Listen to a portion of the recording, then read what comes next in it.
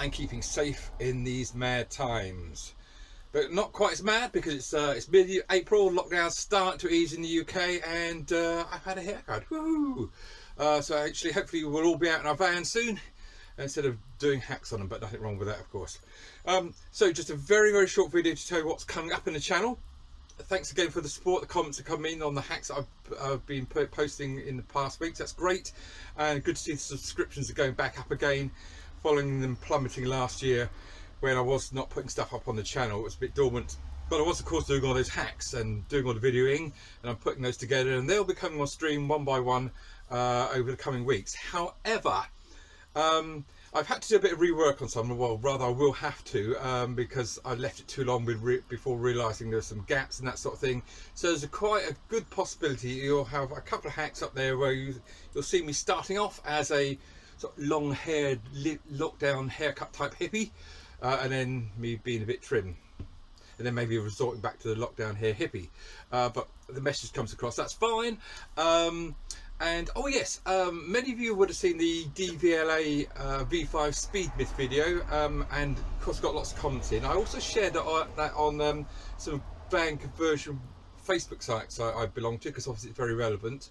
For those of you who didn't see it, basically what that is about is there's a myth in the community that unless you have your V5 body type registered with the DVLA as a motor caravan, you've got speed restrictions. It's absolutely a myth, and the purpose of that video I did was to forensically analyse the legislation so people could read for themselves and make up their own mind. I'll put a link on the end of this video in case you didn't get to see that, and would welcome further comments.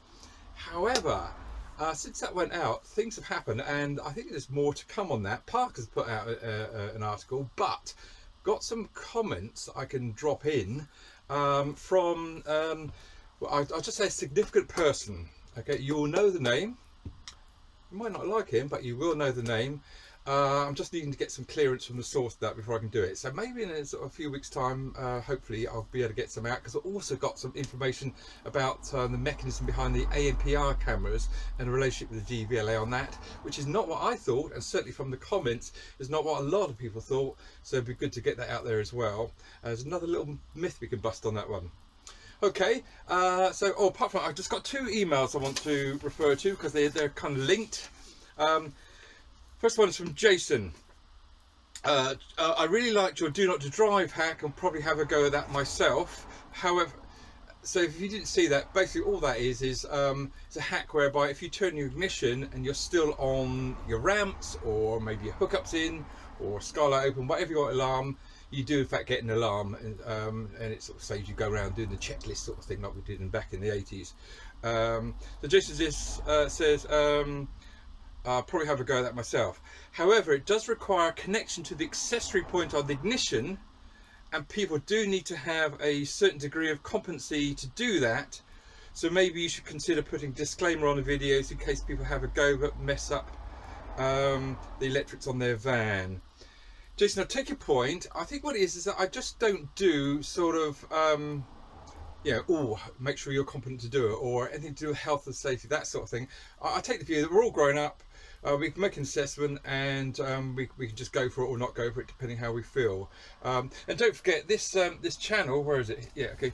This channel started off as an add-on for the disc that I put out, 24 chapters on conversion. So people, if are doing a full conversion, they'll either be competent in doing wiring, or think they are, or we're getting someone in to do it.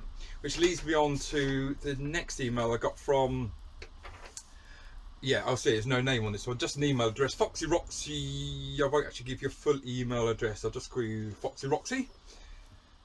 Don't think I know you well enough to call you that, but I will do in any case. So Foxy Roxy says, we have just bought our van and are about to start our conversion. We have watched every chapter of your conversion disc twice over, ! Along with your YouTube hacks. We like the simple hacks such as the skylight blind or the 2-in-1 brush hack. We will stay well clear of anything that involves wiring. Okay, but we do like the one that stops you driving off while you're still on your ramps, because that's the sort of scatty thing we would do. That's the one that Jason referred to.